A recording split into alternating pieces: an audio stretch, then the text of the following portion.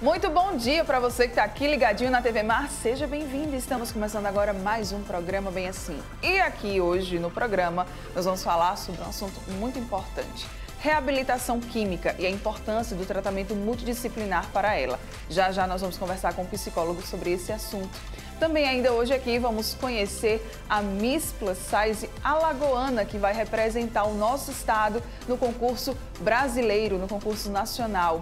Também ainda vamos ter mais informações sobre entrega voluntária de bebês e também sobre a varíola dos macacos.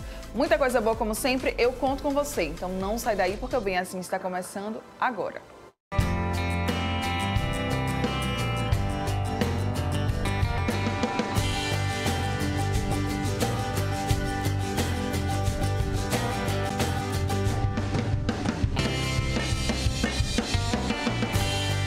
Oral Unique. Cada sorriso é único.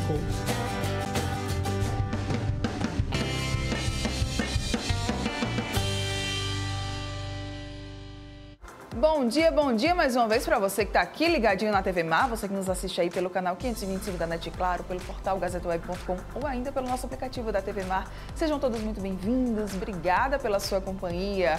Sempre muito bom saber que você está aí do outro lado dessa telinha acompanhando a gente, tá? Lembrando que você também consegue nos assistir quantas vezes você quiser, rever nossas entrevistas, os nossos programas, através do nosso canal do YouTube. Nós também estamos lá no Instagram, no Facebook e no Twitter. Tá tudo aqui, ó, passando na sua tela, você pode acompanhar a gente nessas plataformas digitais também. Vamos lá começar o nosso dia de hoje por aqui. Durante uma reabilitação por dependência química, tá, pessoal? Uma série de aspectos no corpo e na mente da pessoa que está nessa situação precisa ser avaliada e cuidada. E é sobre esse assunto que nós vamos conversar agora aqui no estúdio com o psicólogo especialista em reabilitação química, Jefferson Góes. Seja bem-vindo, Jefferson. Obrigada pela sua presença. Eu que agradeço imensamente pelo convite e podermos falar desse tema tão importante e tão atual para o dia de hoje. Exatamente. Vamos começar explicando, né, assim, para quem talvez ainda não entenda, o que é a reabilitação química?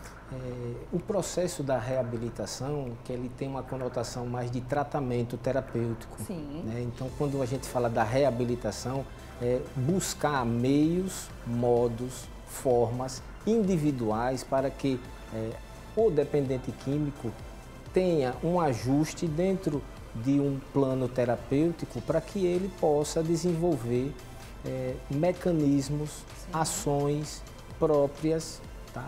Quando você fala do contexto multidisciplinar, tudo isso que é exposto ao dependente químico dentro do tratamento é feito com a base de médicos, psiquiatras, psicólogos, assistente social, enfermagem. Então, quando todos esses profissionais se englobam e todos desenvolvem esse programa terapêutico, o dependente, né, que a gente sempre classifica isso com um plano de tratamento individual para cada um deles, a gente vai observando nas suas nuances aonde é que nós podemos interagir mais com o tratamento. Sim.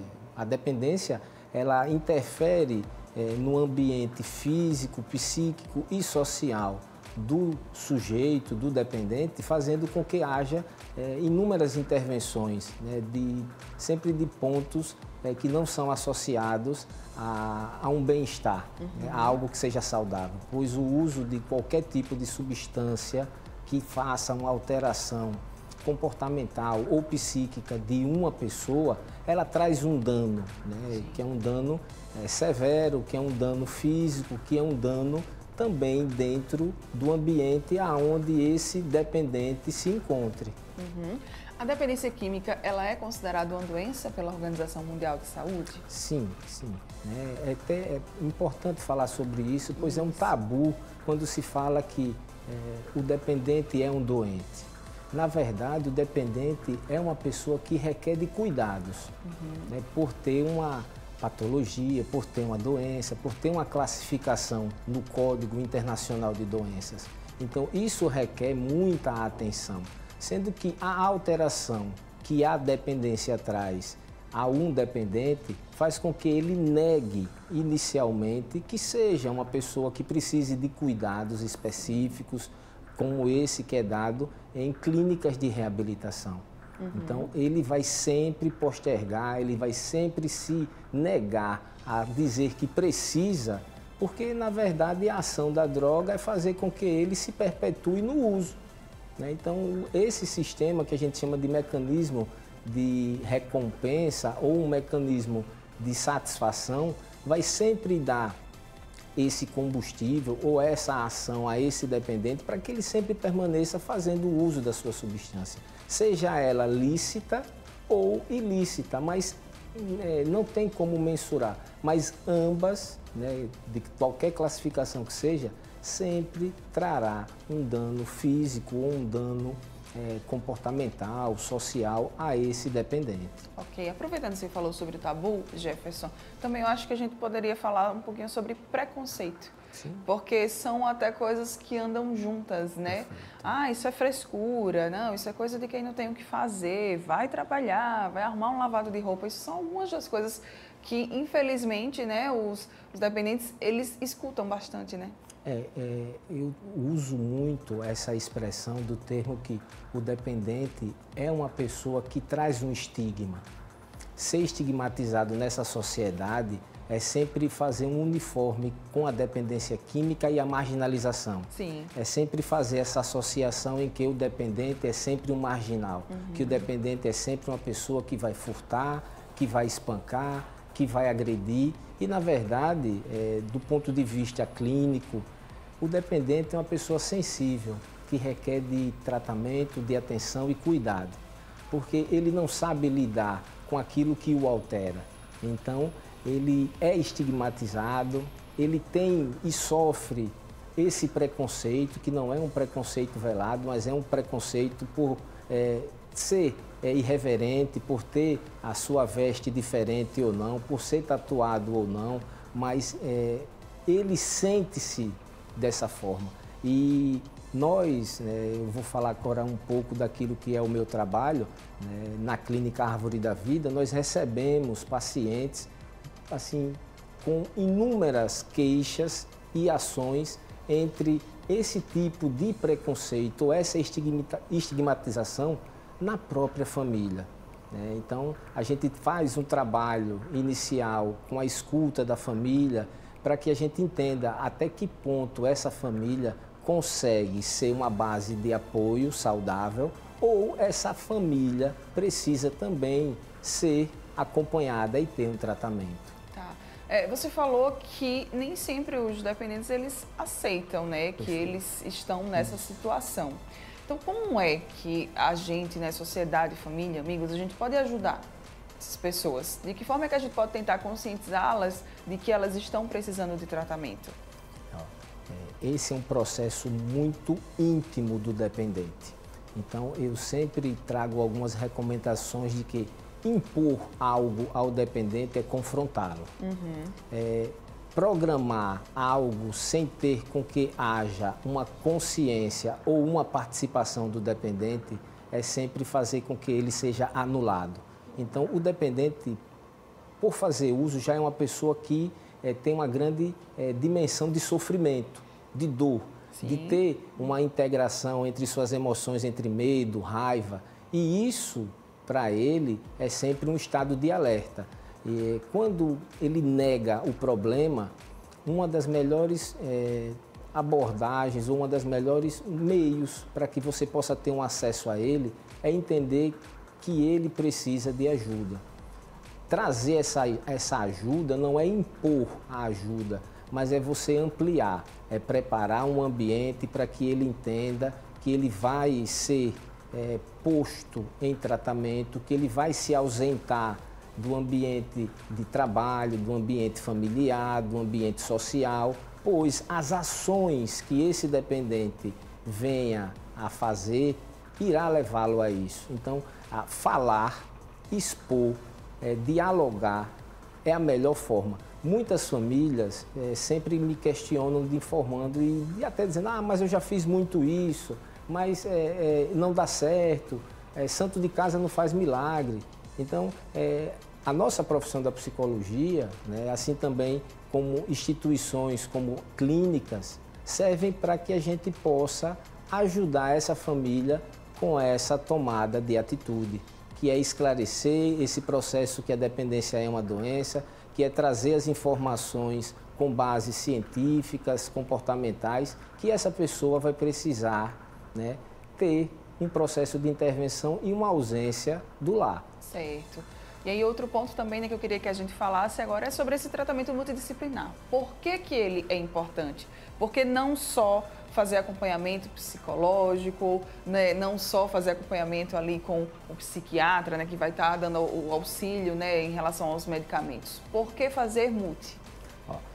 O multi é porque a própria doença da dependência química, ela interage em todas as formas do dependente. Então, ele não é uma pessoa uniforme, ele traz isso de uma forma universal.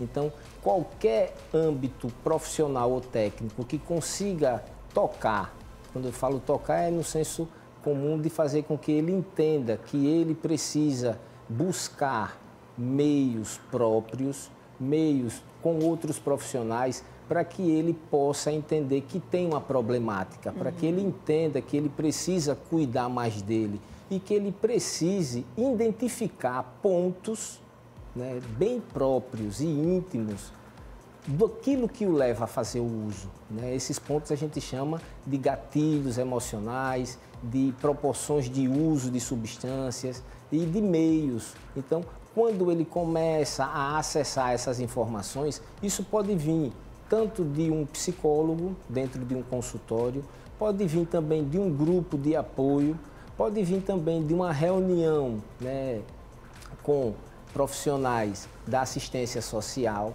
pode vir com uma conscientização de uma equipe de enfermagem e também através de uma consulta com um clínico geral que vai expor organicamente como é que está as funções desse paciente e o psiquiatra com um trabalho de conscientizar, medicalizar e fazer esse cuidado, né? Exemplo, quando a gente fala do cuidado, é que na retirada da substância química, o corpo do dependente, ele sofre, né? Então, a medicalização, ela age como um suporte inicial para que tenha um cuidado e diminua os riscos que essa saúde desse dependente pode trazer a si. Então, o trabalho multi é fazer com que não haja algo pronto, que seja aquilo acabado, né, mecânico, Sim. mas que haja esse contexto natural de que cada profissional vai interagir dentro de algo chamado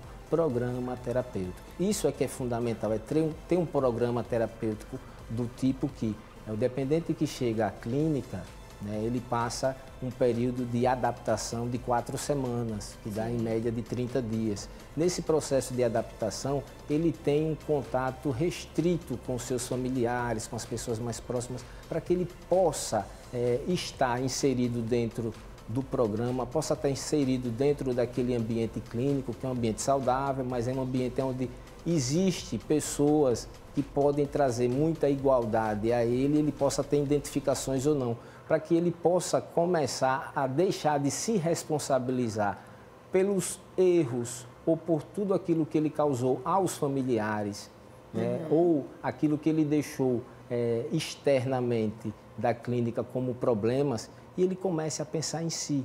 Então, a partir daí, a gente entra com toda uma programação, onde a gente começa a trabalhar estágios motivacionais, né?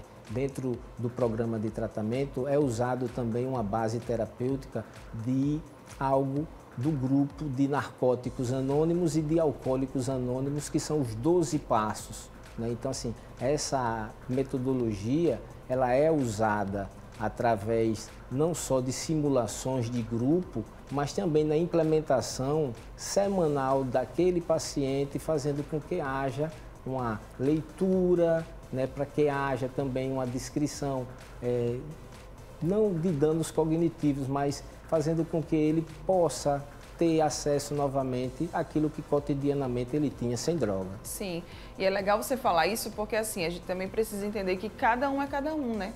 Cada indivíduo é um indivíduo, então pode ser que o tratamento ele comece a agir de uma forma em um, comece a agir de outra forma em outro, para a gente não acabar colocando, né, os dependentes em caixinhas, assim, achar que todo mundo vai se encaixar naquela regrinha ali básica, se a gente pode dizer.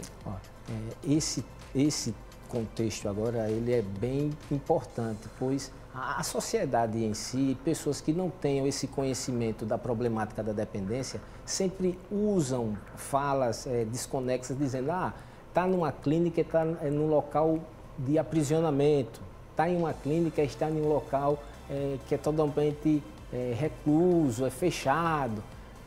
Eu aproveito o espaço para dizer que estar em uma clínica é desenvolver um ambiente saudável para o tratamento de um dependente. É fazer com que haja um espaço com que ele possa desenvolver um tratamento específico para si. Então, cada paciente é uma integração diferente. Não há um tratamento em rebanho ou um tratamento universal com tudo. Não, o tratamento ele é específico para cada paciente. Sim. Cada paciente tem um contexto, cada paciente tem uma história, cada paciente traz na sua particularidade aquilo que a droga causou ou como a droga se iniciou. Algo que a gente deve deixar bem claro, né, que a dependência ela é sim uma doença a qual ela vai ter essas dimensões com cada paciente, com cada dependente, mas o tratamento ele é totalmente individualizado, né? Então eu falo dessa forma, pois na árvore da vida nós temos isso, então assim, eu estou lá todos os dias e eu vejo esse desenvolvimento de cada paciente a cada semana, a cada período e principalmente a cada processo evolutivo, que ele vai entendendo que ele tem essa capacidade, que ele pode, com a ajuda dos profissionais, por isso que é multi, não é só o psicólogo, não é só o conselheiro, não é só o monitor, mas é cada membro que participe daquela instituição. Então, isso para o dependente dá muita segurança. Sim, muito bem. Qual que é a grande mensagem, então, que fica, né, sobre esse assunto, que é o tratamento multidisciplinar para ajudar dependentes químicos? Inicialmente é dizer que o tratamento ele é fundamental para o dependente. Dizer que aqui no nosso estado nós temos locais, né, a qual podemos contar com esse trabalho, tá?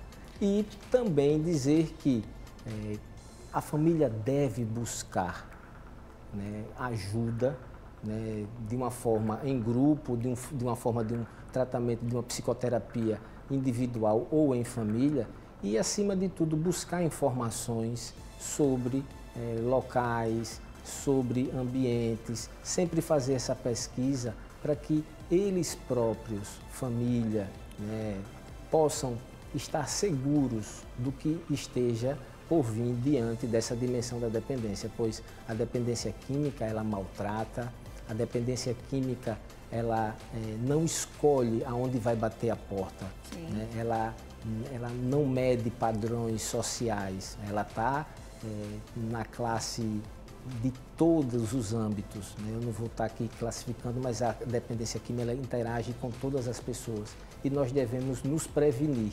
Então, aproveitando o espaço, é dizer que qualquer tipo de mudança no teu adolescente, qualquer tipo de alteração ou de exacerbação de comportamentos, de saídas, é bom sempre a família observar isso, né? E assim fazer não um processo de investigação, mas fazer com que haja, né, um sistema em família com que se interaja com esse familiar e não se ausente dele, né, fazer com que haja uma sistemática saudável em casa e comunicando, né, que há essa mudança, buscando meios para que a família entenda e possa compreender que quanto antes for descoberto, através dessas mudanças, que aquele adolescente ou que aquela pessoa esteja fazendo uso abusivo de substâncias, lícitas ou ilícitas, o ganho para o tratamento